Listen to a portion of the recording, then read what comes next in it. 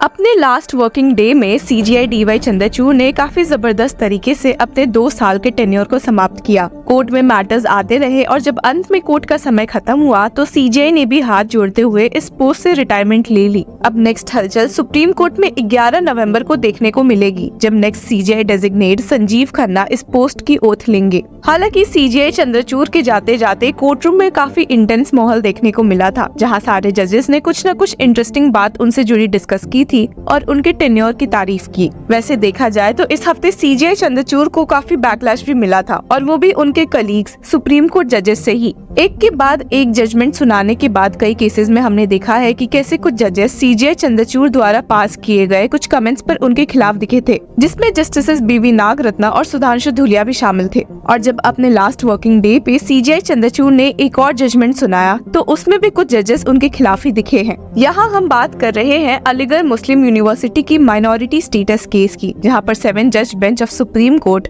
जिसमें CJI DY Chandrachud, justice Sanjiv Khanna, Suryakant, GB Pardiwala, Dipankar Datta, Manoj Mishra और सतीश चंद्र शर्मा शामिल थे। सुप्रीम कोर्ट के इस जजमेंट ने देश में काफी तहलका मचा दिया है, ये कहते हुए कि सीजीआई डीवाई चंद्रचूड़ ने इस केस में एक सही फैसला नहीं दिया है। और कैसे ये बात सच नहीं है, चलिए समझने की कोशिश करते हैं। अब इस केस की हियरिंग जितनी इंटेंस थी और जहां हमने सीनियर एडवोकेट कपिल सिब्बल और एसजी तुषार मेहता को झगड़े करते हुए भी देखा था, जजमेंट अनाउंस करते वक्त भी उतना ही इंटेंस माहौल देखने को मिला था। असल में इस 7 जज बेंच ने 4:3 के रेशियो से ये डिसाइड किया कि एक इंस्टीट्यूट की माइनॉरिटी स्टेटस सिर्फ इस वजह से नहीं खत्म हो जाती है अगर उसे एक स्टैट्यूट द्वारा क्रिएट किया गया हो। असल में अलीगढ़ मुस्लिम यूनिवर्सिटी की माइनॉरिटी स्टेटस के खिलाफ दिखते हुए सेंट्रल गवर्नमेंट ने कहा था कि क्योंकि एमयू को 1920 में central legislation that is AMU act की वजह से फॉर्म किया गया है, तो ये इंस्टीट्यूट ना ही मुस्लिम माइनॉरिटी द्वारा एस्टैब्लिश हुई है और ना ही एडमिनिस्टर, और article 30 subsection 1 of Indian constitution के तहत एक माइनॉरिटी इंस्टीट्यूट नहीं कहला सकती है। तो देखा जाए तो कहीं ना कहीं सुप्रीम कोर्ट की मेजॉरिटी जजमेंट ने ये कह दिया कि सिर्फ इस वजह से एक इंस्टीट्यूट से उसकी माइनॉरिटी स्टेटस छीन लेना काफी गलत है।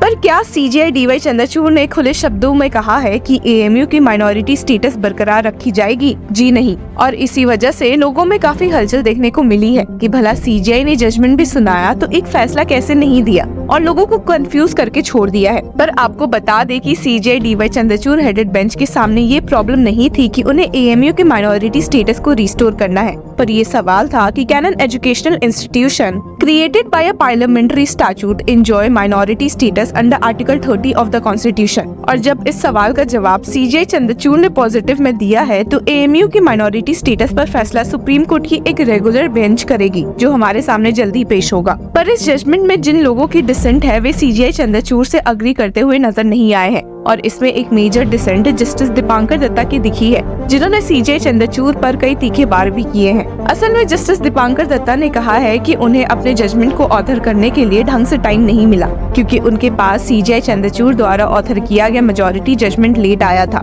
जी हाँ, आपने सही सुना। सिर्फ यही नहीं बल्कि जस्टिस दीपांकर दत्ता ने कहा है कि इस वर्डिक्ट को डिस्कस करने के लिए भी ढंग से मीटिंग्स नहीं हुई थी, जिसकी वजह से वे थोड़े नाराज दिखे हैं। द प्रोलॉग ऑफ जस्टिस दत्ता's dissenting opinion outlines the ordeal he faced due to the lack of what is otherwise meant to be a consultative decision making process। और इस केस में हुए डीले को हाईलाइट करते हुए उन्होंने स्टेट किया है कि judgement was reserved on 1 February 2024। The task of authoring the judgment had not been assigned to me, which obviously left me with no other option but to wait for the draft opinion to reach my residential office। While the wait continued, it was only on 17th October 2024 that the draft opinion authored by the Honorable Chief Justice of India, being the presiding judge of the bench, numbering 117 pages, was placed on my desk। अब CGI DY Chandrachud के retirement में कम दिन बाकी होने की वजह से ही इस केस में इतनी अर्जेंसी आ गई थी, और जिसको ध्यान में रखते हुए जस्टिस दीपांकर दत्ता ने भी अपना जजमेंट ऑथर करना शुरू किया। हालांकि इसके बाद उनके सामने एक नई प्रॉब्लम आ गई, जिसके बारे में ही stated, no sooner had I completed reading the draft opinion came a revised draft opinion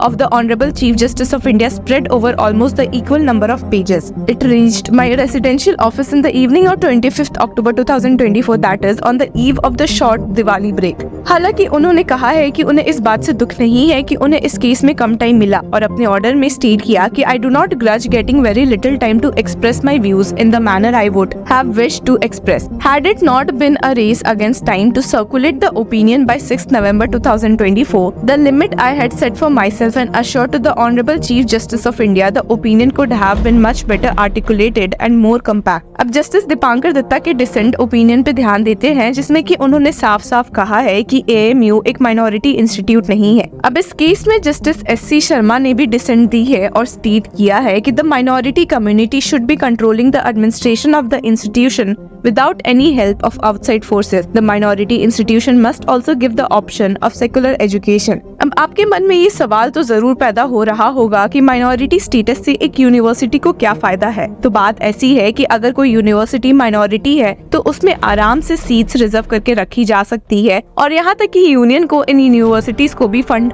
specially provide करने पड़ते हैं। और जिस केस पर 7 जज बेंच ने चर्चा करके उसे ओवर रूल किया है वो S Aziz Basha versus Union of India case 1967 की है, जिसमें सुप्रीम कोर्ट की एक 5 जज बेंच ने AMU से उसका माइनॉरिटी स्टेटस ले लिया था और उसे एक सेंट्रल इंस्टीट्यूट का टैग दे दिया था इस बेसिस पर कि AMU जो कि 1920 में central legislation that is AMU act की वजह से फॉर्म हुई है, मुस्लिम माइनॉरिटी द्वारा ना ही एस्टैब्लिश हुई है और ना ही एडमिनिस्ट्रेशन। और article 30 subsection 1 of Indian constitution के तहत एक माइनॉरिटी इंस्टीट्यूट नहीं कहला सकती। अब इस केस में ट्विस्ट 2002 में आया। इलाहाबाद हाईकोर्ट के सामने एक केस आया था जिसने अलीगढ़ मुस्लिम यूनिवर्सिटी की 50% seat reservation for Muslim students for post graduate medical courses को चैलेंज किया था कि क्योंकि अलीगढ़ मुस्लिम यूनिवर्सिटी एक माइनॉरिटी इंस्टीट्यूट नहीं है तो वे सीट रिजर्व भी नहीं कर सकते हैं। इस मामले में इलाहाबाद हाईकोर्ट ने ये हेल्ड किया कि अलीगढ़ मुस्लिम यूनिवर्सिटी एक माइनॉरिटी इंस्टीट्यूशन नहीं है और इस फैसले से लोगों के बीच तहलका मच गया था। इलाहाबाद हाईकोर्ट के इस फैसले के बाद AMU और तब की सेंटर की UPA सरकार ने इस फैसले को चैलेंज किया था सुप्रीम कोर्ट में। लेकिन 2016 में NDA सरकार जो यूनियन के लिए 2014 में इलेक्ट हुई थी ने सुप्रीम कोर्ट से इस मामले में फाइल्ड अपील को वापस ले लिया, ये कहते हुए कि ruling party Aligarh Muslim university के माइनॉरिटी स्टेटस को एक्नॉलेज नहीं करती है। वहीं 2019 में 3 जज बेंच जिसमें उस समय के CJI Ranjan Gogoi, justice L Nageswara Rao और संजीव खन्ना ने 1967 अजीज बाशा जजमेंट को एक 7 जज बेंच के पास रिकंसिडरेशन के लिए भेजा था और उसी की वजह से पिछले साल अक्टूबर में CJI DY चंद्रचूड़ के सामने ये मैटर लिस्टेड था। आपको बता दें कि अगर AMU की माइनॉरिटी स्टेटस रिस्टोर हो जाती है तो SCs, STs और OBCs के लिए उस इंस्टीट्यूट में रिजर्वेशन मौजूद नहीं रहेगा और इसी के साथ सुप्रीम कोर्ट का ये फैसला एक लीगल प्रेसिडेंट बन जाएगा for a similar legal battle over the status for Jamia Millia Islamia university which was declared a minority institution during the UPA government in 2011। CJI DY Chandrachud के इस केस के फैसले से पिटिशनर्स काफी खुश दिखे हैं, जिसमें कि सीनियर एडवोकेट कपिल सिब्बल भी मौजूद है और एक रेगुलर बेंच AMU की माइनॉरिटी स्टेटस के बारे में क्या कहती है जानने के लिए की फॉलोइंग लॉ चक्रा।